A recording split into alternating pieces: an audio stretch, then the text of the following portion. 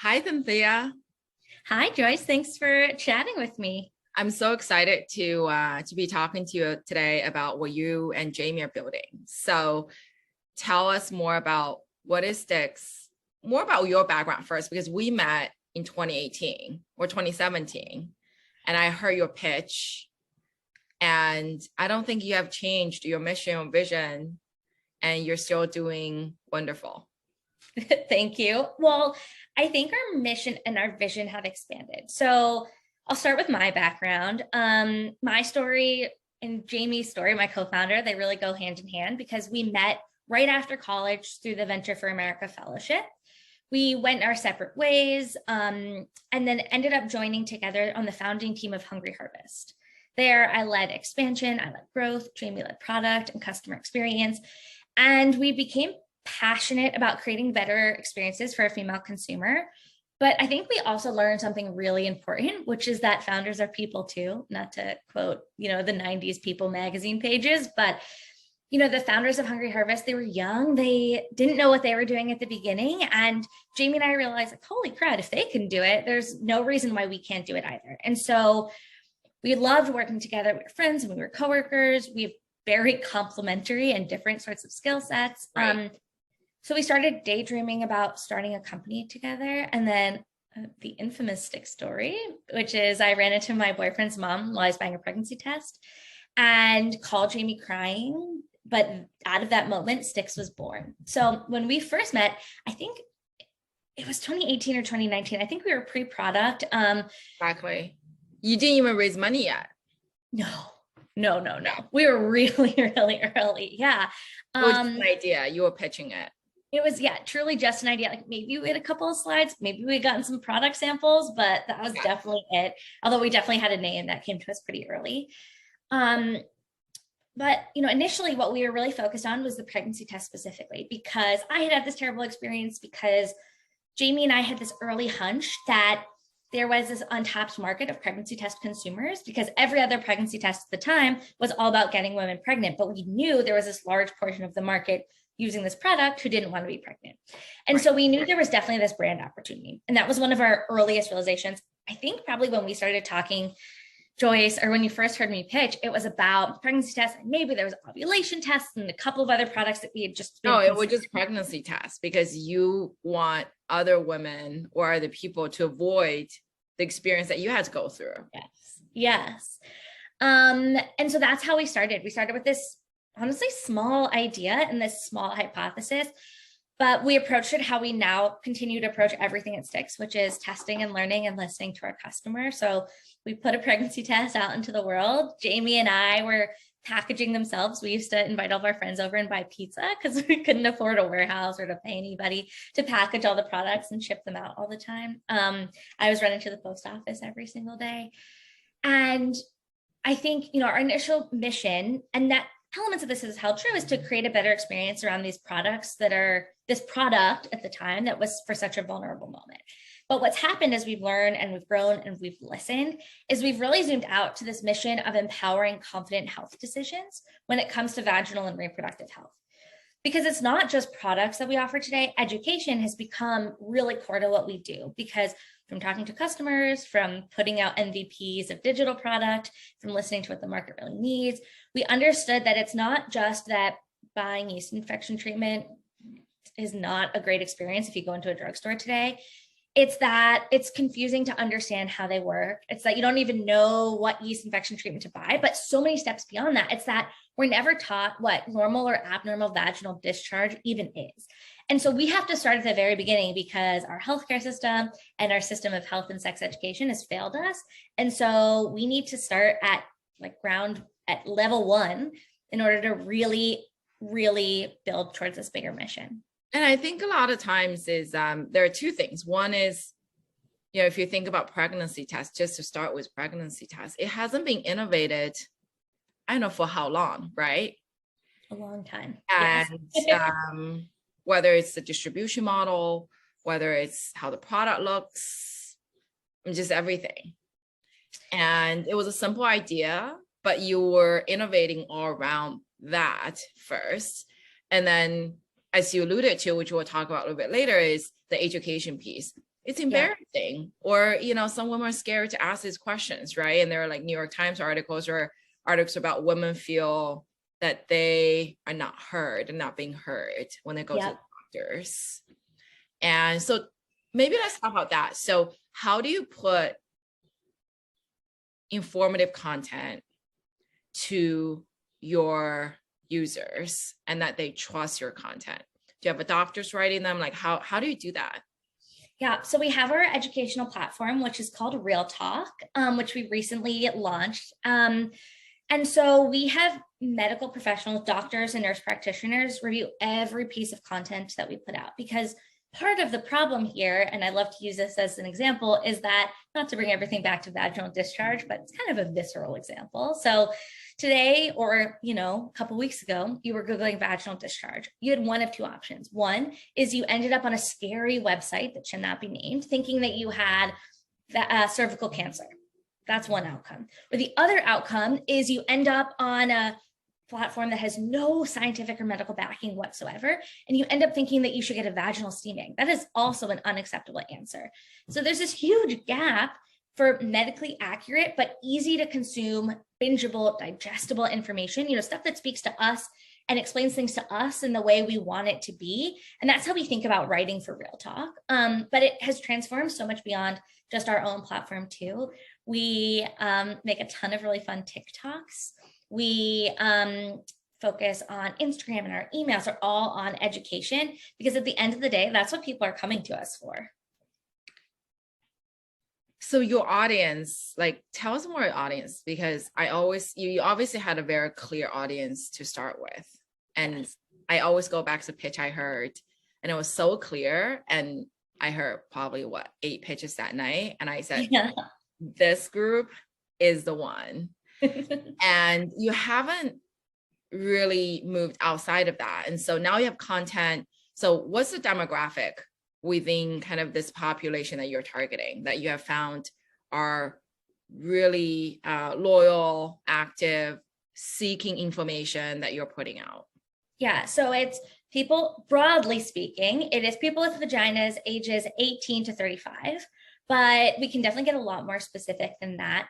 One of our earliest hypotheses, and I'm sure you remember this from our pitch, is that about half of women who are using these sorts of products want to get pregnant, and half of them don't want to get pregnant. For years, Jamie and I were pushed by investors and mentors and everybody we ever talked to pick a lane. They said that you can't build for these two really disparate audiences. But what we had conviction on from the beginning, and what we have proven to be true, is that even though the desired outcome of these two groups of people looks totally different, the emotional need is the same. And that is what we're solving for more than anything, which is the anxiety, the uncertainty, the need for peace of mind. One of the earliest elements, I think even in the day that we first talked to Joyce, of the Stix brand, was we had this sticker on our packages that said, take a deep breath.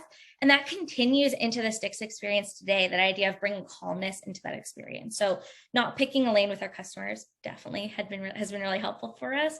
We also do really well with women, outside of major metro areas. Stix does really well in Texas and Michigan and here in my home state of Pennsylvania. And that goes with the actual distribution, the innovation of the distribution model, the packaging, the ability to meet unmet needs of women who don't want to go to grocery stores or CVS or Walgreens and,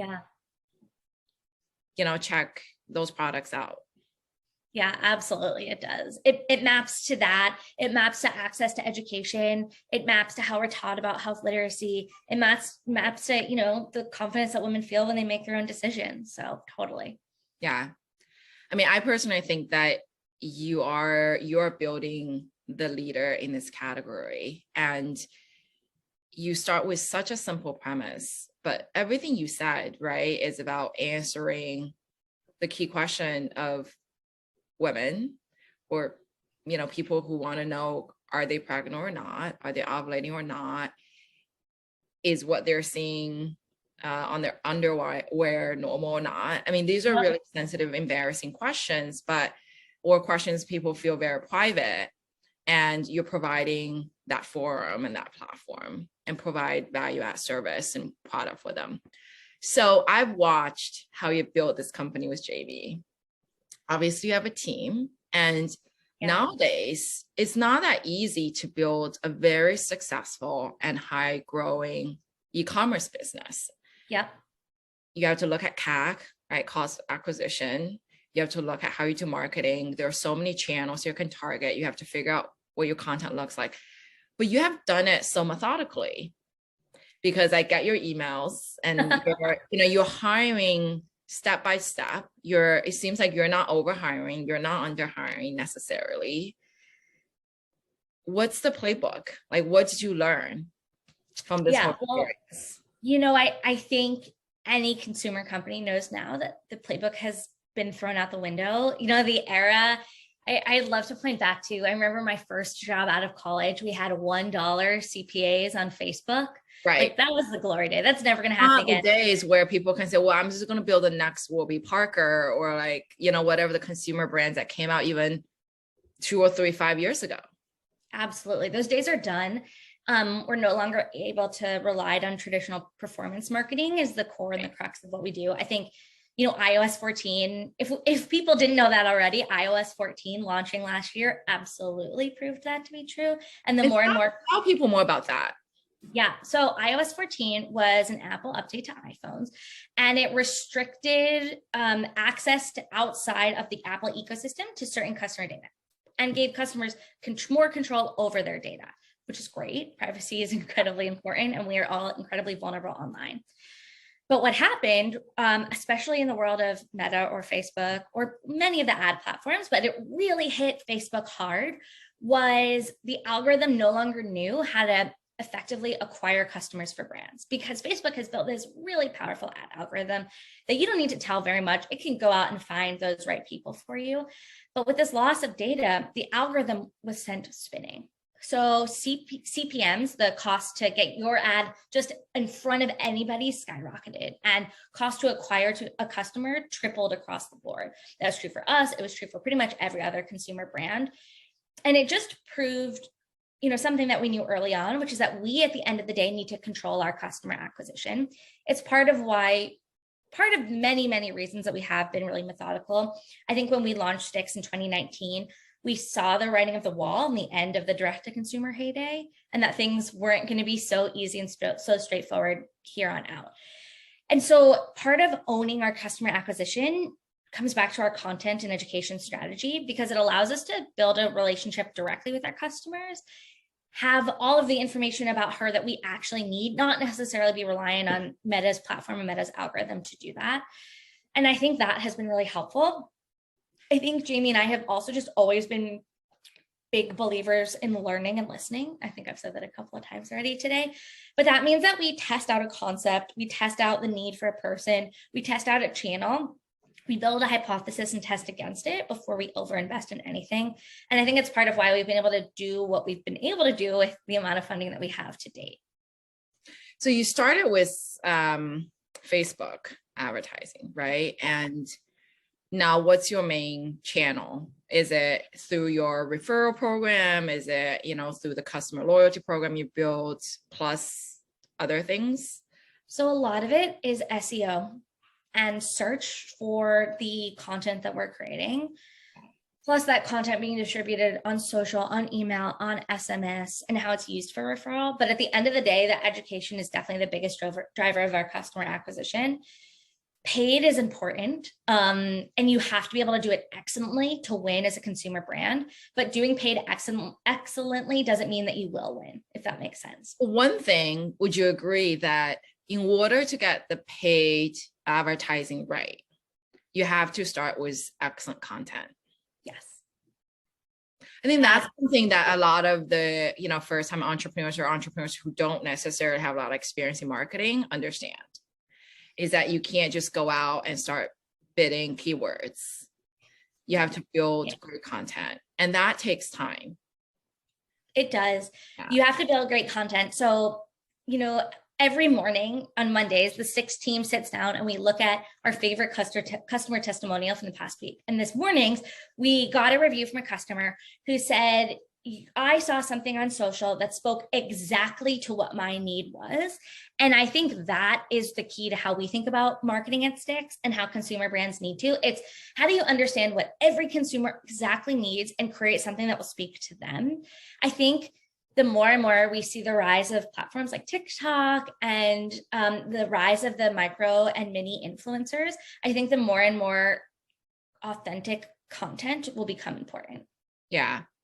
And how do you keep in touch with your customers, making sure that they're being heard? You know, you talk about reviewing testimonials Monday mornings. Like, is this through reviews? Is it through direct outreach? So in the earliest days, Jamie and I used to get as many customers as we possibly could on the phone. And we did that for like a year. But you call them. We would email them first because nobody really wanted their pregnancy test provider to call them randomly, right?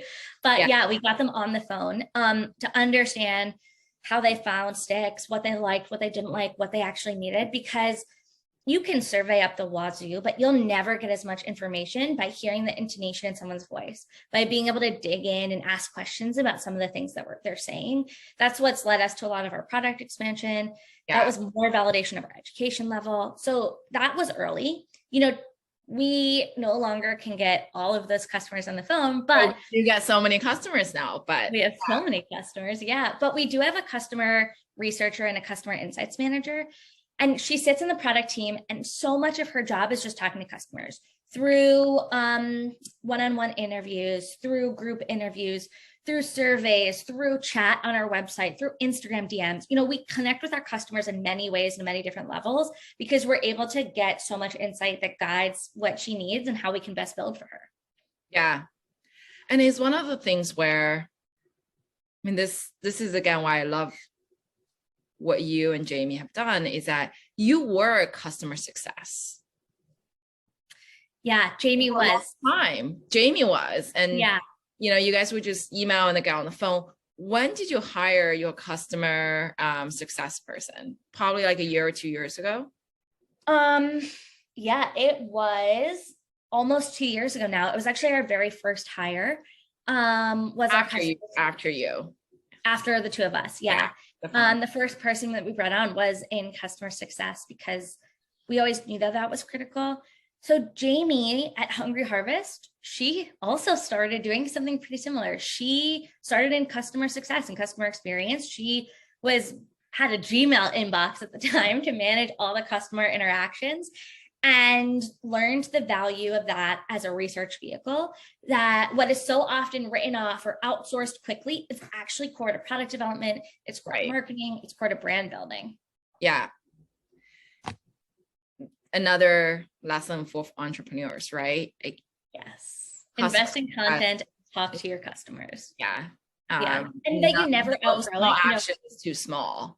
Exactly. Right? Exactly. No action is too small, and your customers know a lot. Yeah. They know what you need so much better. You know, I think something that many founders fall into, especially in the consumer space, is building for themselves. And even though Jamie and I are building a product in which we are squarely in that product demo, and we always have been, our needs are really different from what our customers need. And we have to listen and honor that in order to actually continue to have product market fit. Yeah.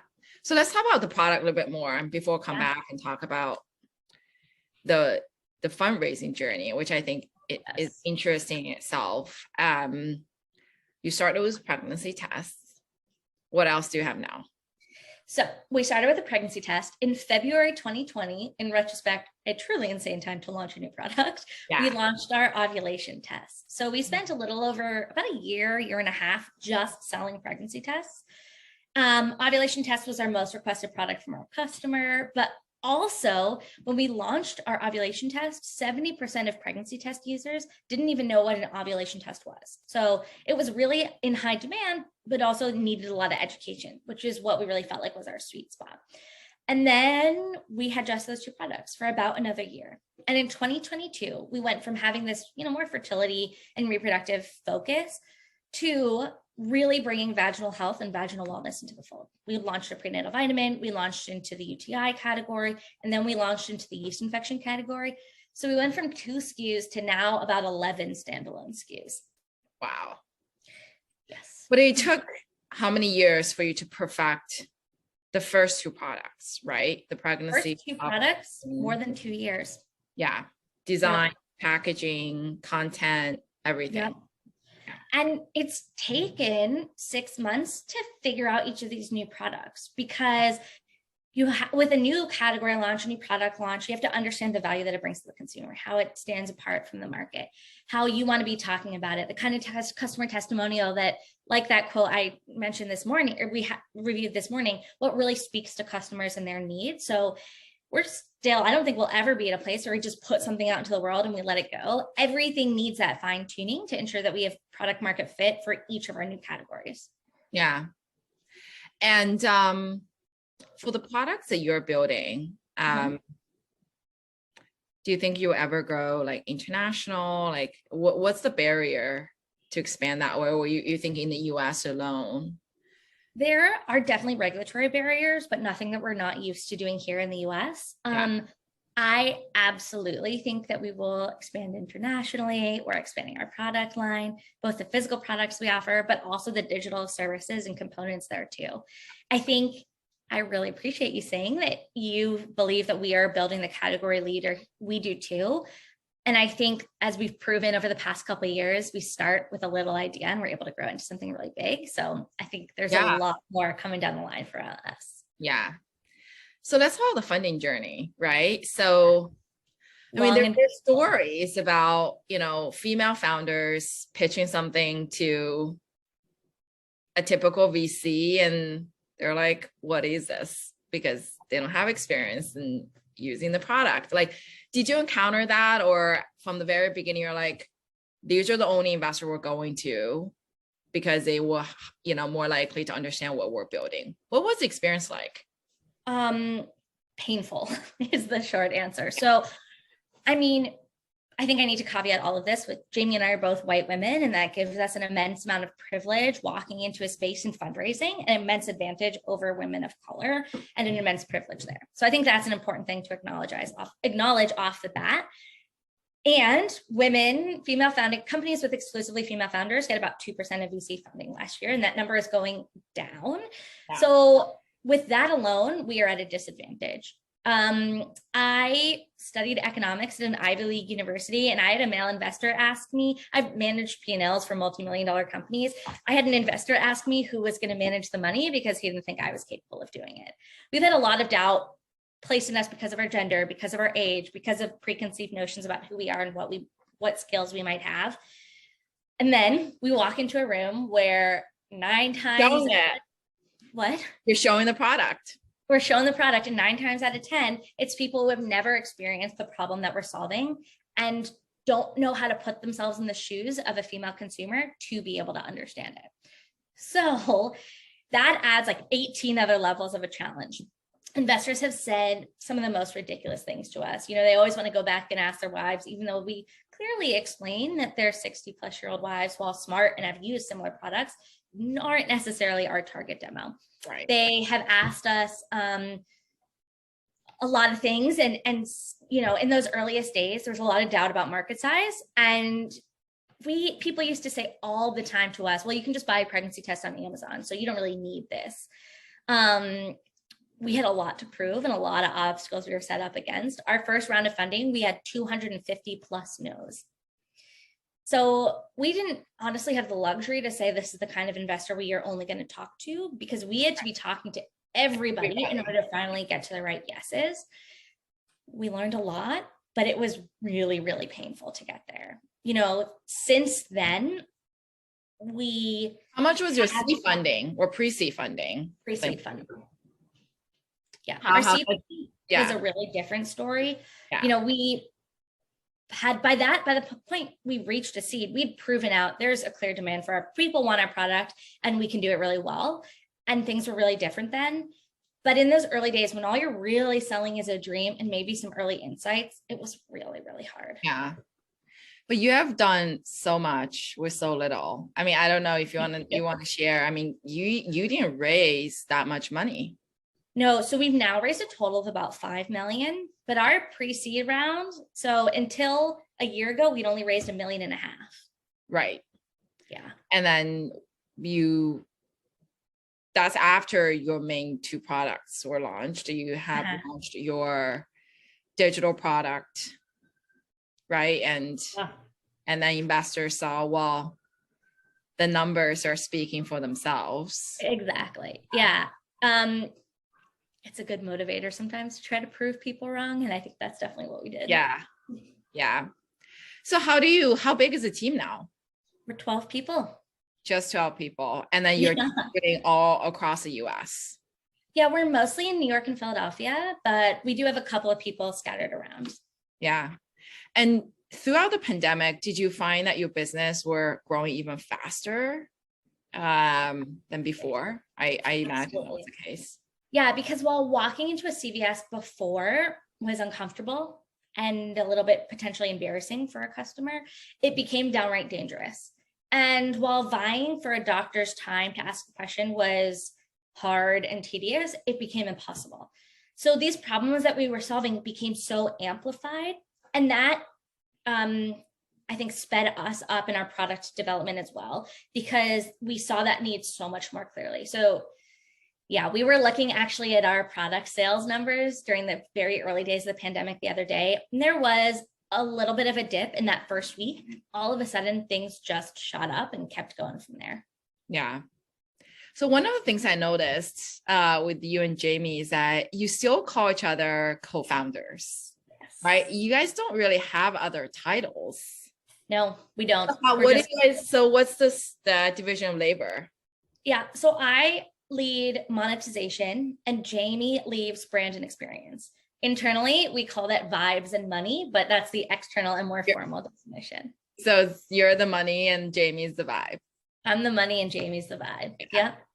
And then when you go and talk to customer and investors, I think oftentimes both of you guys go. Yeah, we do. And definitely in media, like we are partners through and through. Yeah. We have always had equal division of the company, equal division of labor. Jamie and I are really lucky for a lot of reasons, but we went from friends to coworkers to co-founders. Yeah. And so we built a strong basis for our relationship, because co-founder relationships are intense. They are serious business. And yeah, there are days where it's really hard, right?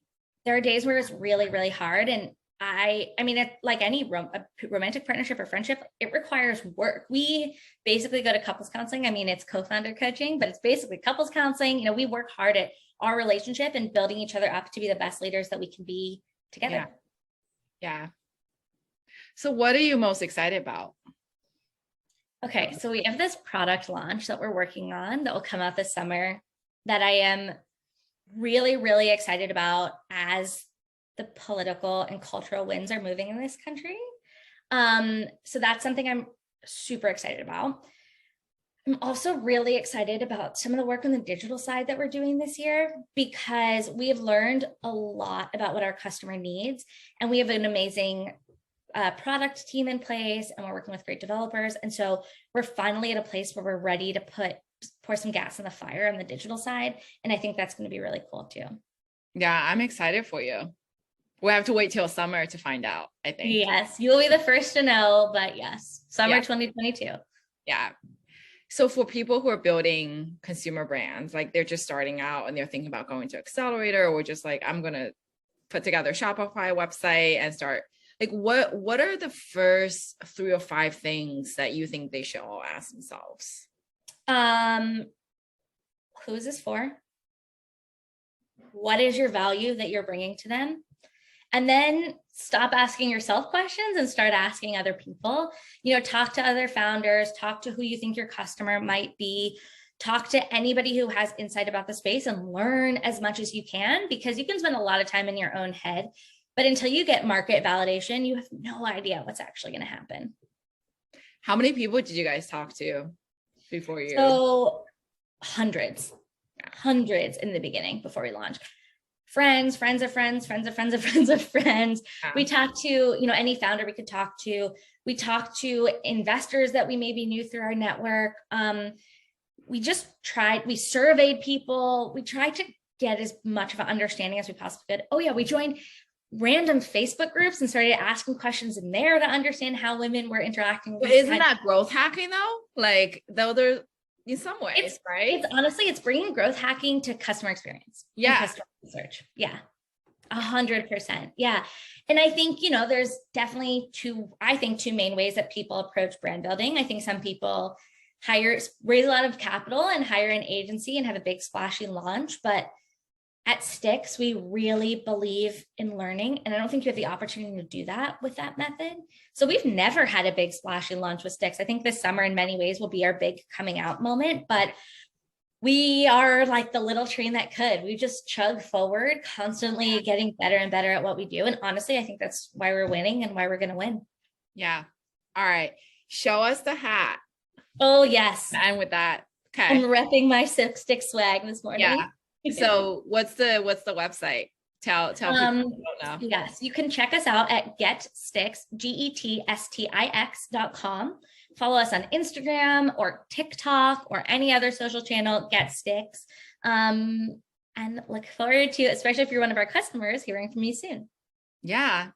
Cynthia, thank you. Thank you. This is so fun. And I know we can talk for hours, but I know.